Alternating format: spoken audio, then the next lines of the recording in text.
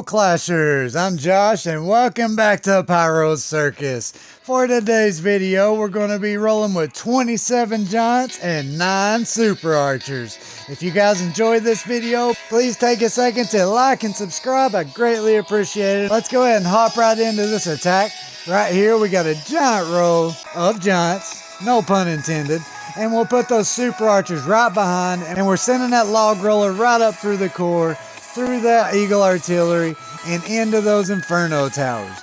Now you want to use your wall breakers to make sure you make a few extra holes for those giants to pop into, because you want to make sure they stay out front and keep tanking for those super archers. They're doing a great job. We use that warden to make sure that those giants stayed alive through that inferno, and now we're heading into the heroes. But that's no problem, because guess what? We got a bunch of bats, super archers, and our heroes taking down the enemy king and crushing those extra defenses. Right here, you need to make sure if you have multi-infernos or wizard towers that you freeze them to protect the bats. The thing about this strategy, you don't have to get the bats to go all the way through to finish off the base. Like right here, they're going to get wiped out, but they got down plenty to help us through, and we still have all of our super archers left. When you have that many giants, you just place them where you need to. Make sure they stay out front. Keep about packs of 5 or 6 or more. You can even go with like 3 packs of 9 if you want to. All we got left is an X-bow and a few Teslas and one more mortar. Down goes that cannon. And there it is. That's all she wrote. That's the end of this one. But we got a few more attacks to show you. We're going to hop into them real quick and keep this video rolling. Take a look at this base, guys.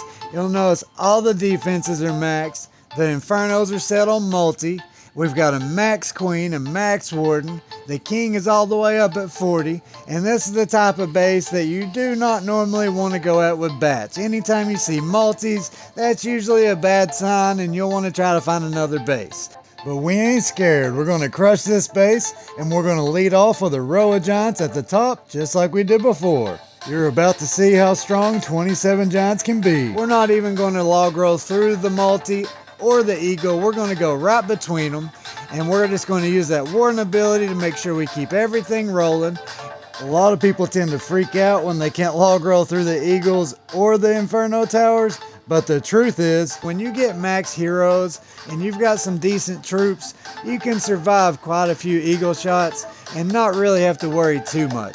That warden ability comes in clutch, and we only took a little bit of pounding, but those giants are going to get to that multi-inferno. We go ahead and use one of our freezes there, and we haven't even unleashed the bats yet.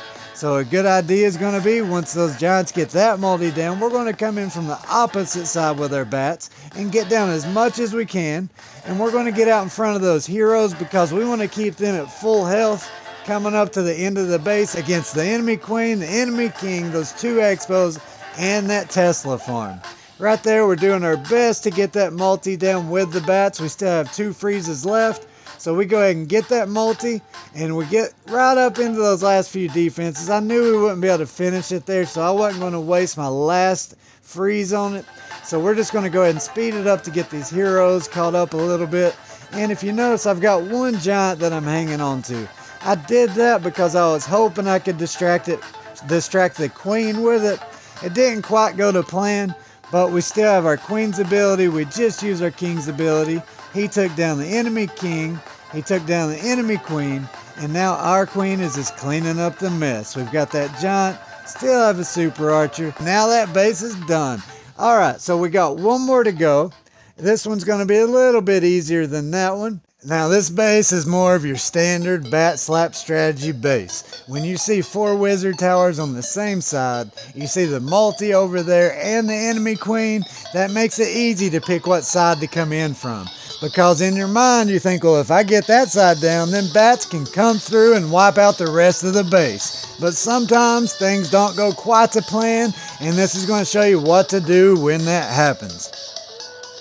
So here we go, we're going to lead off with those giants, and like I was saying before, you want to make a row, but right afterwards make your wall breakers, poke a few holes in the base if you're up against a base where you don't have a hole like this one.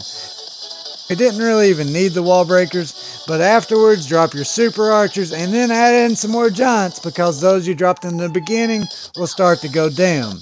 We were trying to get those giants to tank for our siege machine, but it ended up being targeted anyway, and that's okay, because we still have a giant pack there working with the warden, but it got targeted by that eagle. So now we better go ahead and use that ability.